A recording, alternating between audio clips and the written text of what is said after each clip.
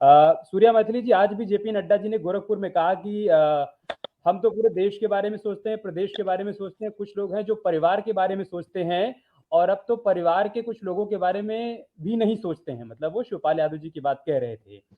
तो बार बार आप लोग भी कोशिश कर रहे हैं कि आपकी तरफ आ जाए शिवपाल यादव, लेकिन क्या दिक्कत, क्या मजबूरी है कि वो उधर ही जाना चाहते हैं?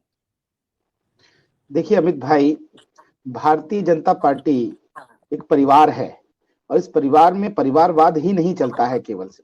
एक यही इस परिवार की खूबी है और एक विशेषता है कि यहाँ पर परिवारवाद नहीं चलता है। उत्तर प्रदेश ने देखा है कि किस प्रकार से उत्तर प्रदेश के नाम पर केवल कुछ जिलों का विकास हुआ है और किस परिवार का विकास हुआ है, ये सब जानते हैं। और आज भी जो ये नूरा कुश्ती चल रही है चाचा भतीजे की, वो केवल और केवल सत्ता की प्राप्ति की चल रही है। यहाँ ये प्रश्न नहीं है कि उत्तर प्रदेश के अंदर विकास कैसे होगा, उत्तर प्रदेश के अंदर किस प्रकार से समस्याओं का निदान होगा, उत्तर प्रदेश को भारत का सबसे उत्तम प्रदेश कैसे बनाया जाएगा, जो कि आज के समय में चल रहा है आगे। कोई ब्लूप्रिंट नहीं है यहाँ पे, सिर्फ ब्लूप्रिंट एक बात का है कि किस प्रकार से हम ज्यादा सीटें ले लें और किस प्रकार से सरकार बनाने में हमारा सबसे ज्यादा बड़ा हिस्सा हो और हम सरकार चलाएं और मलाई खाएं। और जो लूट 2012 से 2017 के बीच में मचाई गई थी, एक बार पुनः उस लूट को शुरू करें, उस लूट का नंगा नाच शुरू करें। आप देखिए किस प्रकार से उत्तर प्रदेश के अंदर पिछले 4.5 साल के अंदर विकास की गंगा बही है। 4.5 साल के अंदर 640 किलोमीटर का जो एक्सप्रेसवे बनाए गए हैं वो, और अखिलेश राज के अंदर जो लखनऊ से आगरा के बीच में एक्सप्रेसवे बना 304 किलोमीटर का, चाहे वो बसपा के राज में बना हुआ 200 किलोमीटर का ताज एक्सप्रेसवे, विकास का जो पैमाना है भाजपा ने सेट किया है वो किसी भी परिवार और किसी भी पार्टी के लिए नहीं है।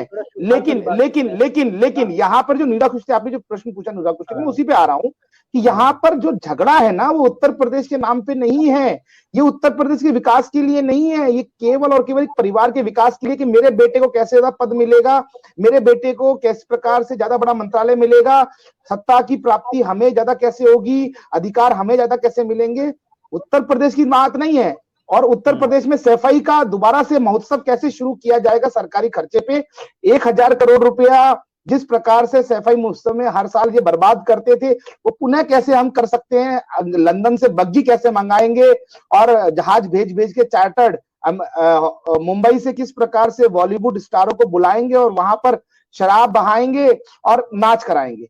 सिर्फ ये एक संघर्ष है और कुछ नहीं है, और उत्तर प्रदेश की जनता इस बात को देख रही है। आप देख लीजिए जिस प्रकार से समाजवादी पार्टी के अंदर सट फुटबॉल चला, पिताजी का अपमान हुआ, चाचा का अपमान हुआ, टीपू भैया ने अब्बा जान के बेटे जान ने अपमान करके वही औरंगजेब वाली बात कि अपने पिता की हत्या करी, अपने भाइयों की हत्या करके सत्ता प्राप्ति की थी, उसी प्रकार से टीपू भैया ने भी अपने चाचा और अपने पिता को हटाकर धक्का मारकर खुद सत्ता प्राप्ति की है। और आज चाचा गिड़गिड़ा रहे हैं कि भैया हमें दे दीजिए, वापस कर दीजिए।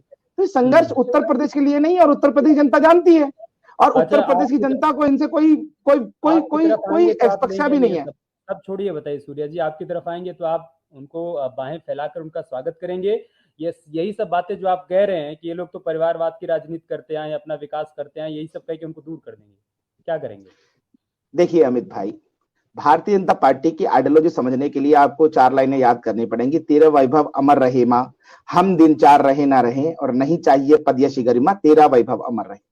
तो भारतीय जनता पार्टी की तो विचारधारा ये है, हमारे यहाँ ना खाएंगे ना खाने देंगे, ये चलता है। और यहाँ पर जो भी आएगा वो राष्ट्र निर्माण और राष्ट्र सेवा के लिए आएगा। यहाँ पर जो भी आएगा वो ये इसके लिए आएगा, मन बदला के आएगा पक्का कि हम उत्तर प्रदेश को किस प्रकार से और आगे ले जाएंगे, जो डबल इंजन की सरकार का कार्य चल रहा है उसमें किस प्रकार से अपना और सकारात्मक योगदान देंगे, इसलिए यहाँ पर आएगा, कोई भी आएगा। तो यहाँ पर सत्ता प्राप्ति के लिए नहीं है। आपको बता दूं, उसके बाद अनामिका के पास जाऊंगा। एक विक्रांत मौर्य वो लेकर हैं कि उठा ले जाएंगे। अनामिका, आपको बीजेपी की बैठक कवर करने के लिए जाना है जेपी नड्डा जी लखनऊ में, हमें पता है। केवल आप 2 से 3 मिनट और दे दीजिएगा, एक आखिरी सवाल मैं आपसे करूंगा। उससे पहले सूर्या मैत्री जी जल्दी से बताइए, अगर मान लीजिए कि शिवपाल यादव की तरफ से अब जो अपील की जा रही है, क्योंकि विलय वाली बात पहली बार उनकी तरफ से कही गई है, अगर वो मान ली जाती है अखिलेश यादव की तरफ से, वो फिर से चले जाते हैं, समाजवादी परिवार एक बार फिर से एक हो जाता है, तो कोई नुकसान होगा या आपको लग रहा है कोई फर्क नहीं पड़ेगा, वो चाहे साथ आए, चाहे अलग लड़े, चाहे कुछ भी करें? जल्दी से। अमित भाई, 2014 2017, 2019 और 2020 भारतीय जनता पार्टी अपने दम पर उत्तर प्रदेश में अपनी फतह की है और भारतीय जनता पार्टी की डबल इंजन की सरकार का विकास उत्तर प्रदेश की जनता ने चख लिया है और उत्तर प्रदेश की जनता ने इस बार दोबारा से 2022 में भारतीय जनता पार्टी को आशीर्वाद देना है, ये तय है। 2019 में जिस प्रकार से बुआ और बबुआ की जोड़ी ने पूरे उत्तर प्रदेश के अंदर समीकरण बनाए थे कि दलित और यादव और सब मिलकर एक तरफ होकर पूरा विपक्ष लड़ रहा था और एक तरफ भारतीय जनता पार्टी लड़ रही थी, तब भी भारतीय जनता पार्टी को उत्तर प्रदेश की जनता ने आशीर्वाद दिया था। तो अब ये जातिवाद की, परिवारवाद की राजनीति से, अपराधीकरण वाली राजनीति से जनता उब चुकी है।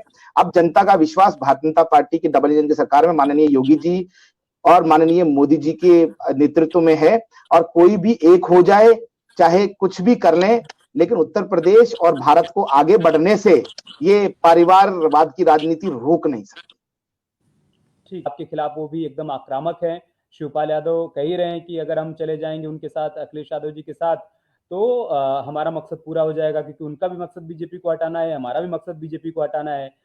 तो अगर ये सब लामबंद होते हैं तो कोई नुकसान होगा? एकदम सही सही बताइएगा, आप लोगों का भी तो इंटरनल आकलन होगा ना, या फिर आपको लग रहा है नहीं कोई चुनौती नहीं होगी? फिर खत्म करें। अमित भाई, आज के समय में भारतीय जनता पार्टी 300 प्लस सीटें लेके आ रही है उत्तर प्रदेश में और ये मैं कोई अतिशयोक्ति नहीं है, ये सच है। और आपको बता देता हूं, जिस प्रकार से अभी कल अखिलेश यादव जी ने ब्राह्मणों और दलितों का अपमान किया है, हमारे उप मुख्यमंत्री दिनेश शर्मा जी का अपमान किया और दलित भाइयों का अपमान किया, ये भी समाज देख रहा है। और जिस प्रकार से बैकवर्ड्स का अपमान अभी लगातार करते आ रही है समाजवादी पार्टी, ये भी जनता देख रही है। जिस प्रकार साधु संतों का अपमान किया, ये भी जनता देख रही है। और जिन्ना की औलादे और नमाजवादी जिस प्रकार से मंच पे खड़े होकर जिन्ना जिन्ना चिल्ला रहे हैं, ये भी जनता देख रही है। और मैं आपको एक बात बहुत जिम्मेदारी से बता देना चाहता हूँ, अभी जिस प्रकार से आपकी संवाददाता जी ने बताया कि पिछले चुनाव में तो 3 दिन पहले तक ये नहीं पता था कि किस तरह सिंबल जाएगा और क्या होगा, तो मैं इनको बता देता हूँ, छोटी सी बात है, वो समझने वाली है कि 2014 में तो ये पता था ना सिंबल कहाँ जाएगा, 2017 में चलिए पता नहीं था, 2019 में तो पता था ना कि सिंबल कहाँ जाएगा। वहां तो बुआ और बबुआ की जोड़ी साथ में लड़ रही थी, तब क्या हुआ था। तो ये जो परिवारवाद की राजनीति है ना, उत्तर प्रदेश ने नकार दिया है। अपराध की राजनीति को उत्तर प्रदेश ने नकार दिया है और ये बात सच है। देखिए, ये मंशा साफ हो गई है। राम भक्तों के हत्यारे जो है समाजवादी, नमाजवादी, उन्होंने किस प्रकार से मंच से खड़े होकर जिन्ना का गुणगान किया है और किस प्रकार से ब्राह्मणों का अपमान किया है, दलितों का अपमान किया है, ये उत्तर प्रदेश की जनता बताने वाली है। और उत्तर प्रदेश की जनता अब विकास की तरफ मुड़ चुकी है। इस समाजवाद, नमाजवाद, ये परिवारवाद, इन सब की तरफ अब उत्तर प्रदेश की जनता नहीं जाने वाली है। और आप देखिएगा इस चुनाव में, ये अद्भुत चुनाव होने वाला है, अद्भुत चुनाव होगा और उत्तर प्रदेश के अंदर पुनः भारतीय जनता पार्टी का परचम 300 प्लस सीटों के साथ लहराया जाएगा, ये मैं आपको वादा करता हूँ। ठीक है सूर्या मैथिली जी, उसके लिए आपको शुभकामनाएं। बाकी शिवपाल यादव और अखिलेश यादव क्या करते हैं तो समय बताएगा। बहुत शुक्रिया आपका हमारे साथ जुड़ने के लिए, इस चर्चा का हिस्सा बनने के लिए। समाजवादी पार्टी से सुशीला जी को जुड़ना था, वो जुड़ नहीं पाई किन्हीं कारणों से। समाजवादियों की आजकल आदत हो चुकी है ना, वो डिबेटे छोड़ छोड़ के भाग रहे हैं, उनके पास जवाब नहीं है ना। नहीं, जवाब नहीं है। ब्राह्मणों का अपमान करेंगे तो जवाब नहीं है, दलितों का अपमान करेंगे तो जवाब नहीं है, जिन्ना के कसीदे करेंगे जवाब नहीं है, तो फिर ये तो भागेंगे ना वो। सवाल वही था, लेकिन ठीक है, हम कोशिश करेंगे कि इसका जवाब आगे मिले अगर कभी वो जुड़े हमारे साथ। तो बहुत शुक्रिया आपका हमारे साथ जुड़ने के लिए, धन्यवाद।